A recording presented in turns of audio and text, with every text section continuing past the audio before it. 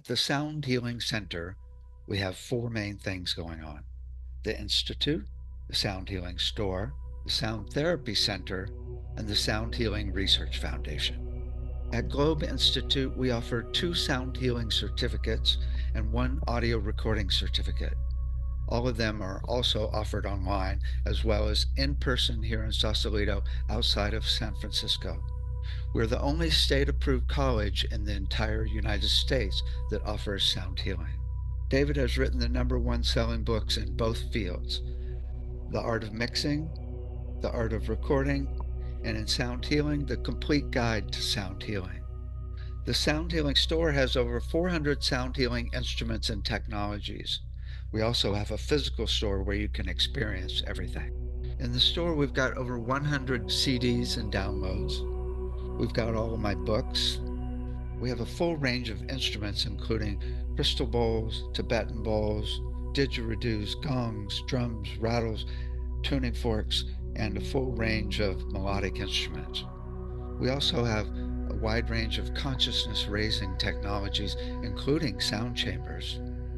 We have sacred geometries and pendants, color and light therapies. We also have our brainwave assessment kit software and the voice analysis software. And we've got a full range of vibroacoustic tools. We make sound lounges, sound tables, sound vests, sound pillows, sound dolphins, and bass straps.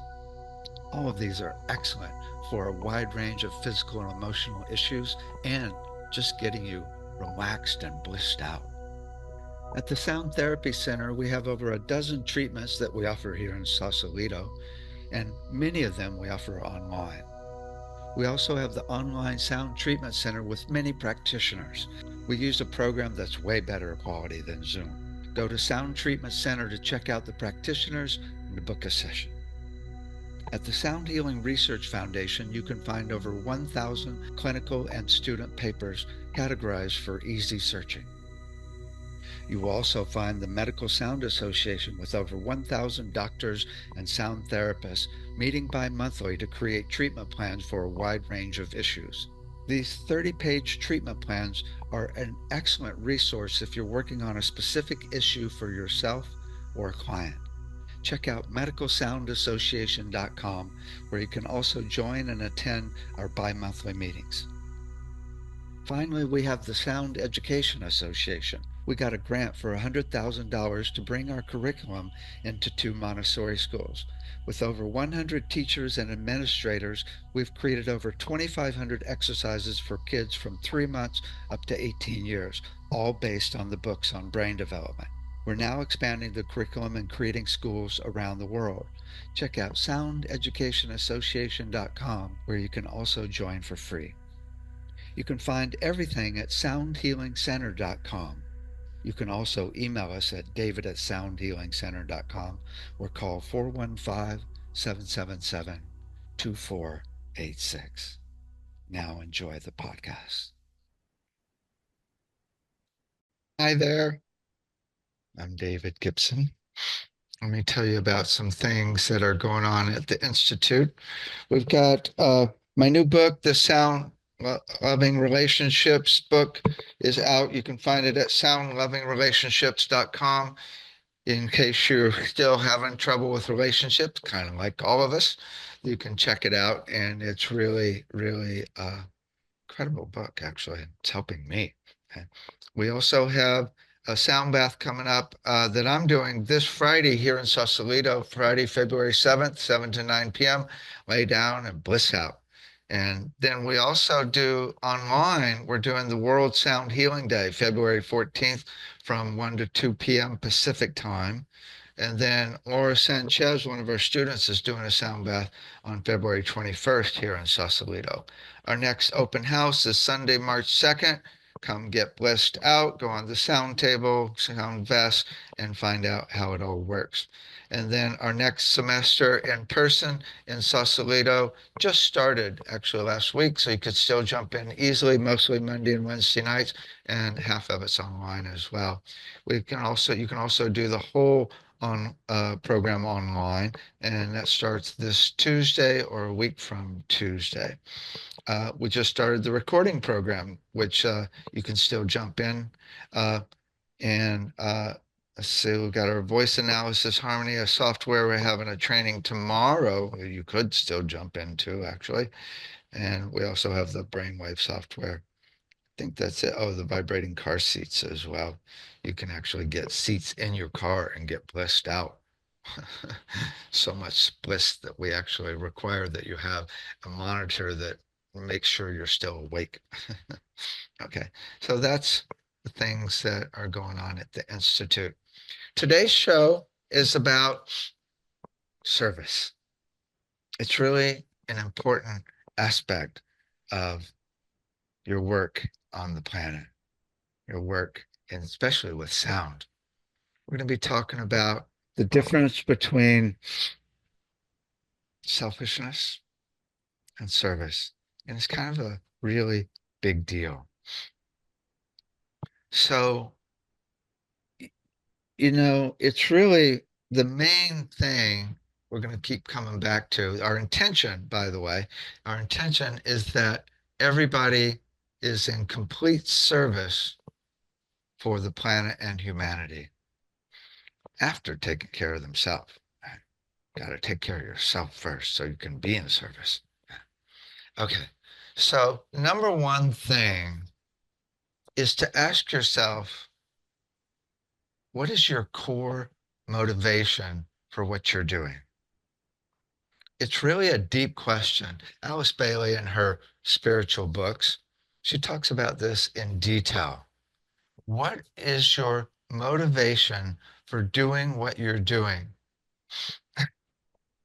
And there's a big difference between motivations. Most people are looking for creature comforts, which are not bad.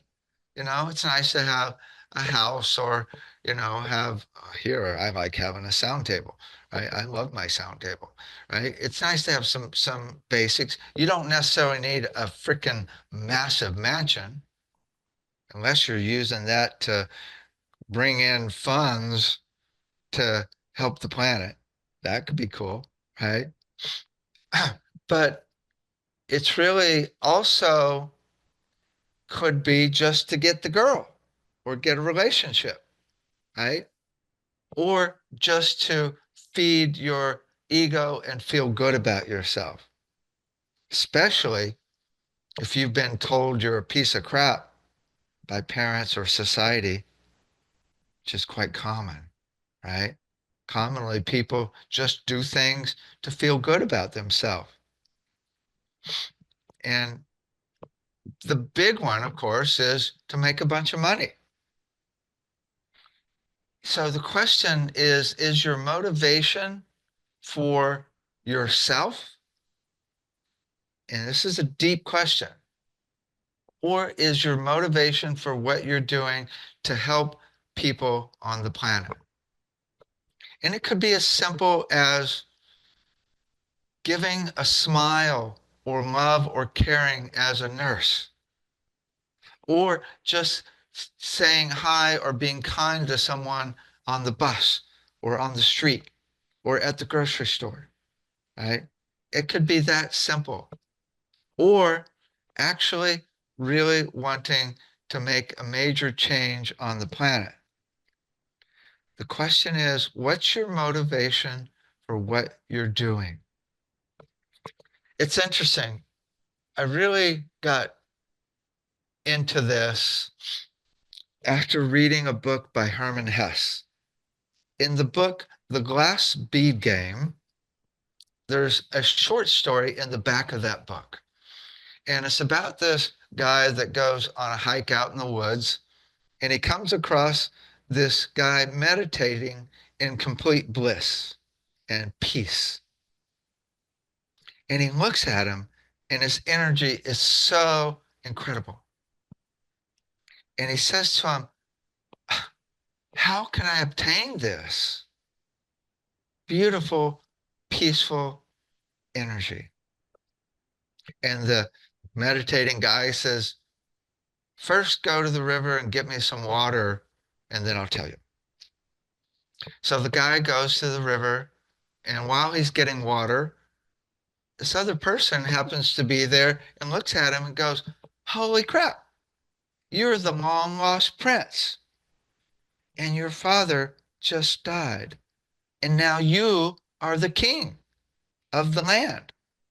And he's like, "Whoa." So he takes him back and he starts running the whole country. And over a period of time, he actually falls in love, has a bunch of kids. And then years later, there's another country that tries to take over that country. So there's a war, and they invade his castle or wherever and kill his wife and kids.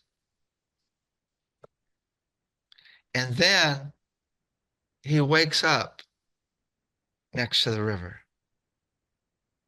and realizes it was all a dream. So he goes back to the guy in samadhi and bliss and says, if that was a dream, how do I know that now is not a dream? And the guy who was meditating goes, you forgot the water.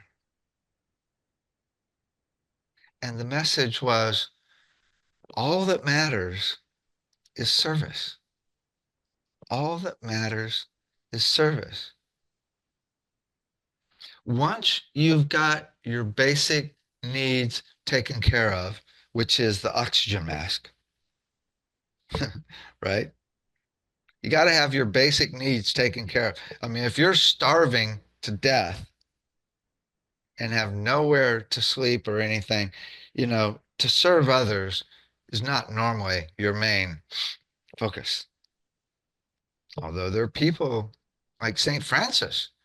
St. Francis was totally about being in poverty and still did service. And it brought riches to him, actually, which he didn't take. Right? So if you're actually struggling to survive, if you're in survival mode, you got to take care of that first. Although, as we'll talk about in a minute, service could be the way out. So that's your oxygen mask. You got to take care of yourself first. It's interesting to do service. You got to be selfish first. You got to take down the oxygen mask for yourself first before you can help others. Otherwise, you're going to be dead, right? Being dead is not going to help anybody. Right? So that's the first aspect. But what I've realized that the amount of need that people have is different. Let me put it this way. The cost of or quality of the oxygen mask can be different. But let me put it this way. There are enough resources on this planet for everybody to be really comfortable and abundant. So if you've got, a house or got some nice things, don't feel bad about it because that's creating flow and comfort so you can actually help others. Now, if you've gone off the deep end, I guess there's a threshold where some people just keep buying things. Oh, let's get like 100 really expensive cars, right? Oh my God, let's be a car collector. Oh my God, what's the point there, right? Or people that have multiple mansions. Maybe that's important to actually help bring in more funds to help people. And so that could be true. But often it's like, is that service or for yourself? So everybody's got a different threshold of how comfortable they need to be before they can totally engage in service 100%. Now, we're not talking about quitting your job and volunteering the rest of your life. You could be homeless, right? We're not talking about that.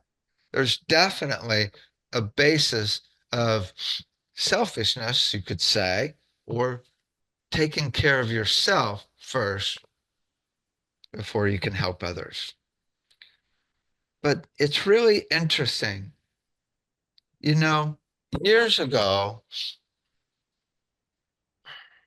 when I got turned on to this idea of service, probably even 15 years ago, 15 years, it's probably 15 years ago, I thought, I remember thinking, if I do good and help others, people are going to like me. I might even get a good relationship. I might get the girl. I might get a better job, right? If I am a good person, then that is good, right? And that's good. That's good. But my motivation was still selfish. And then, God, it was probably less than 10 years ago, maybe even 6 or 7, maybe 5. I don't remember, where the focus on service became the whole thing. Now, there's times when I think, oh, this doing this good could make people like me, but that's not my focus. My focus is now where I'm at is how efficient giving my mind something to do, because the mind always wants to fix things, and it often wants to fix things for you. So I've given my mind the task of being efficient in figuring out how to maximize the number of people to help. Just keep it busy, right? Then it doesn't get into trouble. So that's my mind's job. I've given it that job. How can we figure out? So whenever I think of a project I'm going to spend time on or money, I think, okay, how many people is this going to help? I don't think I'm 100% pure. I think there's probably things I do to impress people. Oh, I admit it. But I've definitely made headway, because I know there's times when I'm just focused, most of the time, when I'm just focused on what the service is, how it can help people. How can I figure out how to get some funds? How can I figure out how to attract the people to actually do this project to help people? Right? So the focus is that. And it's interesting. If you look, I've gotten now where I have radar for people that are focused on service. You can sense it from the way they talk. I mean, some people just simply say, "Oh yeah, if we did this project, we could make a bunch of money." Cool. What's the point, right? What's the point? You can totally tell. Now, there's some people that are making a bunch of money in their business helping people, and that's cool. That's really cool. You know, there's so there's nothing wrong with making a bunch of money. The way to think of it, here's the way to think of it. This is a big highlight. Think of money coming to you let me put it this way. Instead of money coming to you, money coming through you to help people. That's the way to think of it. It's like a whole new economic system. About 5 years ago, I was talking to this psychic friend, and she said, Dave, there are beings on the other side that are way more interested in your projects that you've come up with than you are, because they know it's going to help a lot of people. So when you actually come up with these ideas, uh, spirit kicks in. I said to the psychic, I said, well, do I need to get out of bed? Do I need to create business plans and and and create proposals, maybe nonprofit proposals, right? And she said, no, they're just going to show up. I said, no slippers, no slippers. And she said, right, you don't even have to get out of bed. Well, often I do have to get out of bed and open the front door. I've got neighbors that know a lot of major people that are doing work on the planet, and even have a lot of contact with people with a lot of funds. And it's like, so sometimes I do have to get out of bed and open the front door. Right? It's amazing. That was what is happening. My close friend who's helping with the funding, she got a download when she was in Mount Shasta, living in Mount Shasta, to create technologies to feed people, and also a whole media program to attract people to help with the funding, to feed people and educate people in third world countries around the world. And put together, based on this download, put together a whole system to that's gone viral already in Uganda, where she creates these centers where they grow their own food, and it actually expands into the whole township and helps everybody, because it's built to actually uh, grow as well, no competition. And now she's getting billions and billions of dollars to expand this around the world. When you come up with things that will help a lot of people, spirit kicks in really big ways. And that's what's happening around here. I feel so unbelievably blessed because we have a lot of funds coming in to be able to help people to create a new medical system that we've talked about, and a new educational system, and do media to educate the whole planet on how vibration can help you in so many ways. It's really a new economic system. Instead of putting a business plan together and finding investors, which are mostly, not all, but mostly, probably way more than 90%, investors are mostly focused on making money. And that energy is completely different. So instead of doing that, come up with a plan that will help millions of people.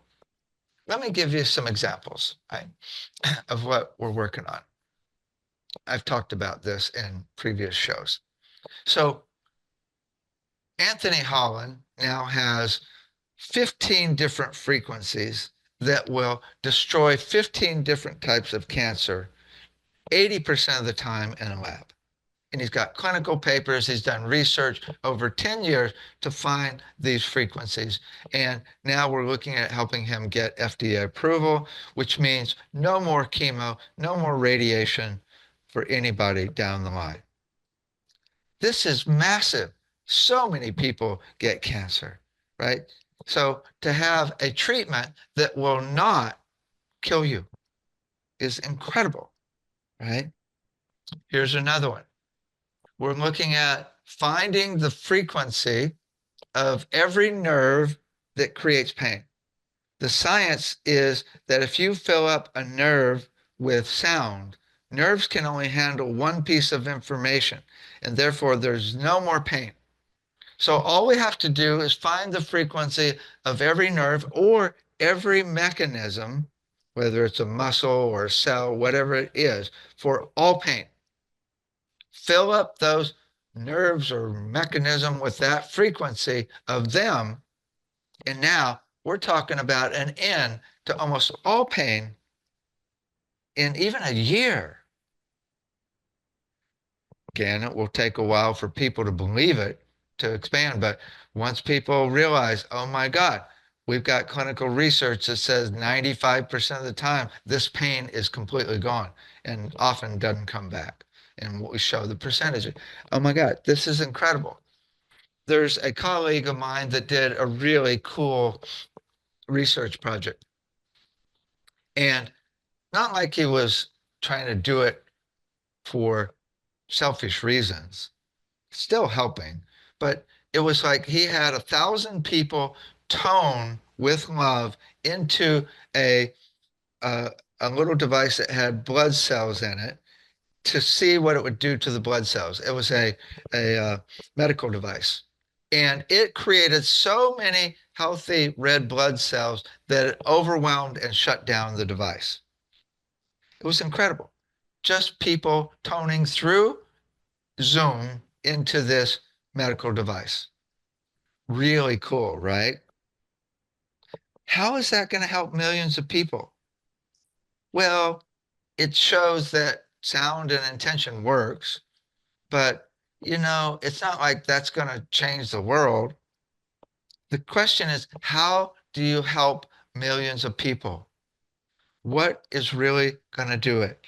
I know another company, they actually spent thousands and thousands of dollars on finding what uh, uh, how medical intuitives could heal carpal tunnel. And they measured the carpal tunnel in detail within a lab and found that they went from like 45, something like 45 on a scale of 100 of pain down to like 30. Well, again, first of all, that's not even a major change. It's cool. It's cool. But again, how is this going to help millions of people? We got some big problems on the planet. Figure out how to help millions of people. I mean, the next, we were just talking about in class today, we need a research center that will research exactly what frequencies grow plants more and create more nutrients. We know from there's the company Sonic Bloom that actually has specific frequencies from birds that will make plants grow way more, like 30, 40% more, and need less water, need less chemicals, and just have way more output. Well, we could find out what frequencies create specific nutrients and even expand this more. This could help get rid of hunger on the planet. I mean, there's like another project that could help dramatically. We know that if you find the frequency of toxins in the air or in the water, you can target them with frequencies and have them drop out of the air and water. Oh my God, the potential here is so massive to help people on a really massive level. And now what we're looking at is actually creating flow systems with frequencies, musical flow through the body to heal every disease by mapping out every cell with an electron microscope or a light microscope, and then mapping out the rhythm with the actual EKG and EEG. Right? We talked about this in many other shows. We're talking about finding the holy grail of how the body works based on vibration. But even more importantly, changing the educational system so we find the gift of every child and we teach in a way that lights kids up and gets them still so they can focus better and they have more social emotional health personally, but also in relationships. And because of that, they don't feel bad about themselves because they can't think or have good relationships. Oh my God. And we've got over 2,500 exercises to begin. Right? We're talking about major changes. So that's really important. When you focus on creative ideas to help a lot of people, spirit kicks in. People kick in. They go, I mean, okay, so here's a perfect example. I went to an investor meeting that had 25 venture capital firms last week. And there was like 120 people, and we're all like talking to everybody about our projects. And I'm telling them about my projects, and I got like 8 venture capital firms that wanted to come over and talk. We're not even really interested because that's like investment money. Then you're under pressure to make more money for them. So although it could work because maybe they've got a team that will pull it together so you can actually do a project in a certain area that could help a lot of people, and okay, it makes them money as well. So it could work, but we're getting donation for our project. So it's it's right there. When people see that there's massive benefit, they're really interested. Because deep down, we all want to help each other. Even if we exhibit selfish behavior, I want to make a ton of money. Actually, the truth is, we all really, I mean, even these venture capital firms that are about making money, they're like, okay, if I see somebody that can really make a big difference, I would invest in them first. So there's a cool part to it, even though kind of selfish intent there. What I look at is really, where is the selfish intent in relation to the service? And you can feel it, right? You can feel it in people's energy of where their focus is. I look at whether the service is just a little above wanting to make a bunch of money versus making a bunch of money above helping a bunch of people. That's where, and you can sense it. You can really sense it. Okay, so I want to play a song about healing the planet. This one is over 30 people focusing on energetically healing the planet and toning that energy of healing to the planet and everybody on the earth. So I'm going to play it, and if you like, tone along and send healing energy to the planet and everybody on it with 100% focus. Okay, let me share my sound. Okay, here we go. Okay, tone along with the energy of service to help the whole planet. Okay, here we go.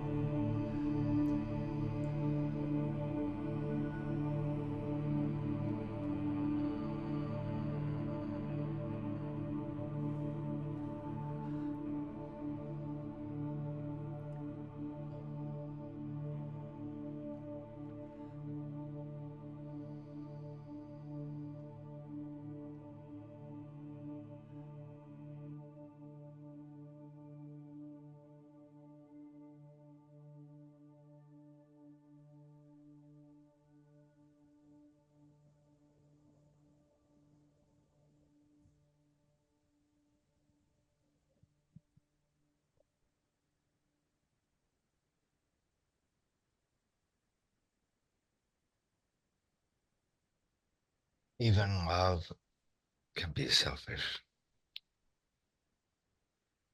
A lot of people give love to get love. Even saying, I love you. A lot of people hope the other person says, I love you back.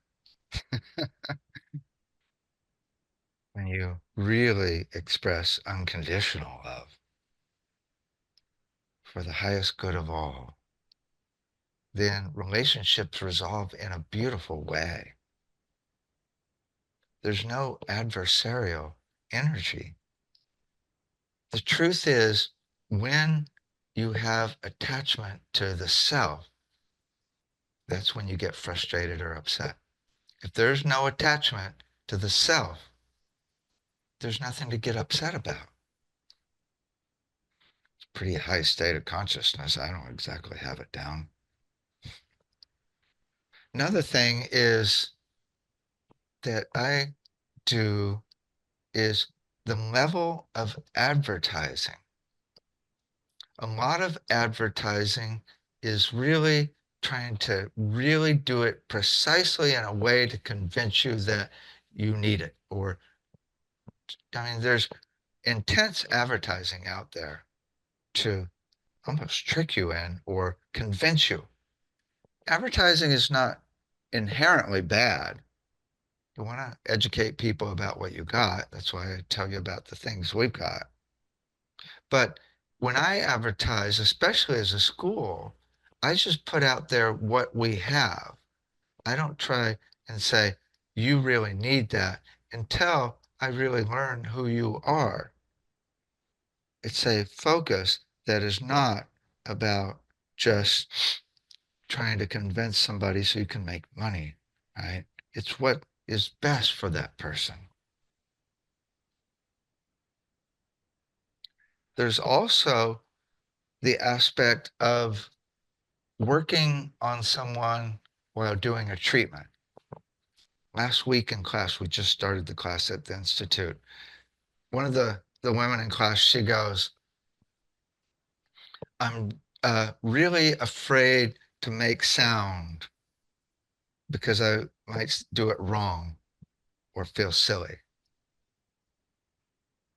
Well, if your focus is exactly only on helping that person, service, there's no thought of whether you're doing it right or wrong at all. You just are focused on doing the best thing you can come up with your knowledge, whatever it is, and your energy to help that person. That's all that matters. That's all that matters. So it gets rid of all fear of not doing it right. And that could be in anything. If your focus is on how can I do the best job because I know that that's going to help this company even for their mission, which is good.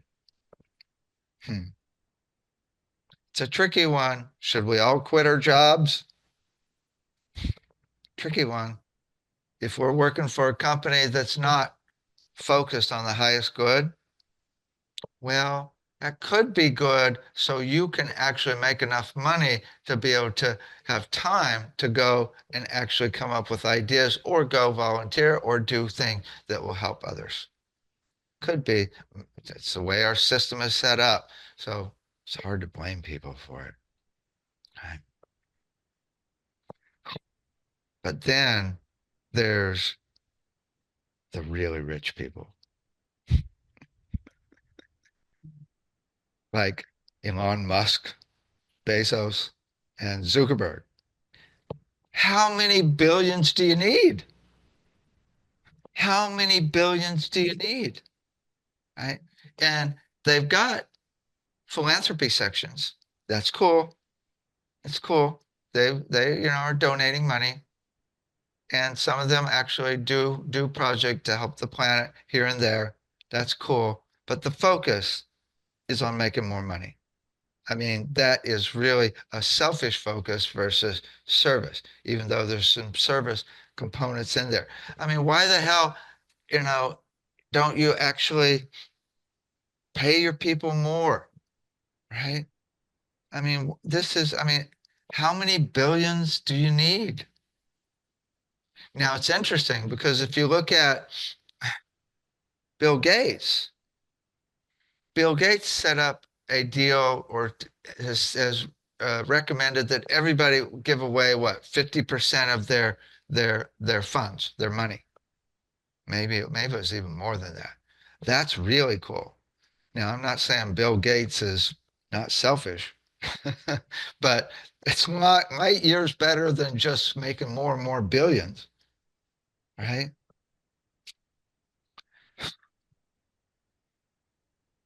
Service. Let me put it this way. When anybody is suffering,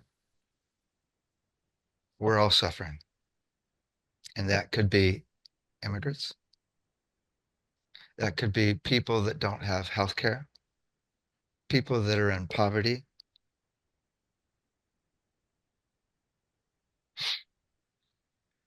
Could go into politics big time. I could get in trouble around here. It's dangerous these days, right? So really, when you have a focus to help as many people as possible, then you create systems to support. And most countries around the world are set up so the taxes are way higher. So that, I mean, it's like when I lived in Denmark, somebody said to me, how can you live in a country like the US that doesn't take care of their poor, sick, and old? How can you live in a country? There's health care for everybody. Buses are free, right? It's like this, it's free to go to a doctor. When anybody is suffering on this planet, we're all suffering. So when you get down to it, when you can get to a place where you're one with the universe and one with everybody on the planet,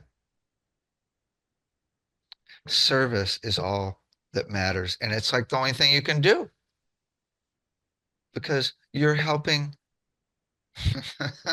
This is funny. When you realize we're all one, you're helping yourself is helping all.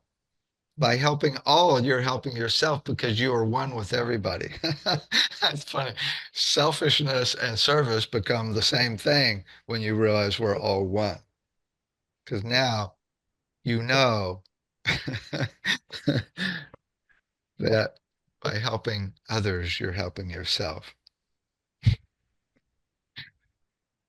Like, okay, does it really matter at that point whether you're trying to help yourself or others? It's like, it's like you know that when you help others, it makes you feel good. So it's like that kind of selfishness is probably the best kind of selfishness there is, but the very best is when it's 100% focus on the service itself. And even ultimately, how to actually maximize how we can help people. Just imagine everybody only focused on helping everybody else. Just imagine everybody on the planet completely abundant. So nobody is struggling to survive anymore. Just imagine that everybody, all they have time for is to help others. Well, let me put it this way. Everybody's got so much time, they don't know what to do because everybody's so abundant. So all you do is help others because why not? And come up with creative ways to help people that are sick or suffering, right? That's all there is to do anymore. Or just play. Just play.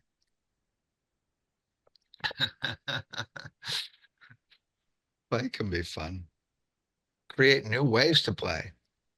It's really cool because once all of our needs are taken care of, once we got that oxygen mask on, what are you going to do? How many people can you help on that plane? Just your kid next to you? How many people can you help? And here's the deal. The more you are at peace with, the more capacity you have to help others. And again, as you know me, the most fun and the most effective thing for peace is sound. Sound is the most effective of all. Ooh, I wasn't going to do this, but I want to play this. I just did a show on the news here in San Francisco on one of the stations. I want to play you the little spot. It's really kind of gives you a cool overview for bringing this into the masses. Let's see, let me find it real quickly. Okay, here it is. Okay, let me share my screen. It's only like 2 minutes long. Okay, check this out.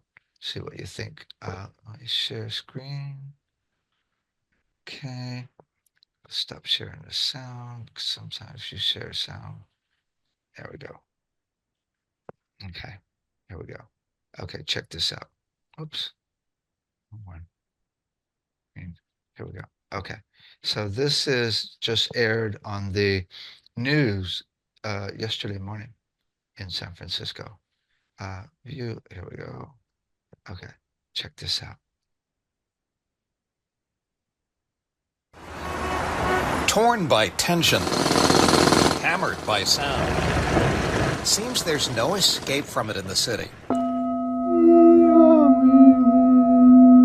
But can sounds like these also scientifically soothe? Chaotic vibrations are like fear, anger, anxiety, versus the vowels, which are.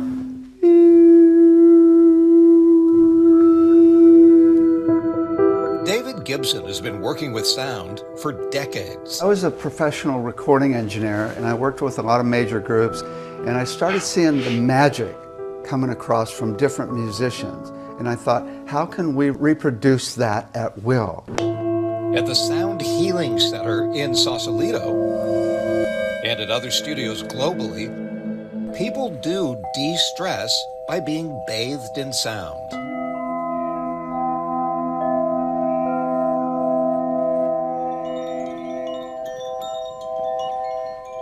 The basis of all sound healing is the difference between chaotic vibrations and stable, consistent vibrations, which are peace. One of David's clients is Belinda Salvage. I'm a music teacher and I play violin, and it's the one place I can surrender to sound. The idea is to listen and let go. Just peacefulness, relaxing, allowing everything to wash away, your mind to empty out. What am I doing? Vowels with stable, consistent tones.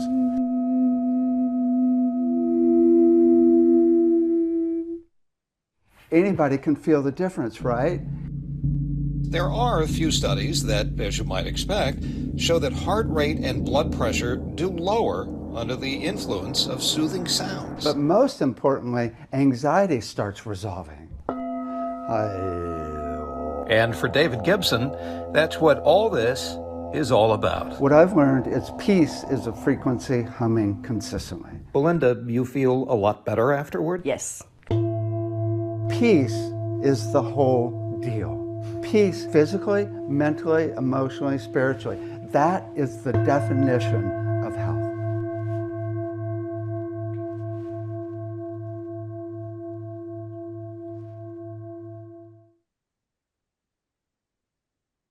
Bringing it into the mainstream. That's the whole deal.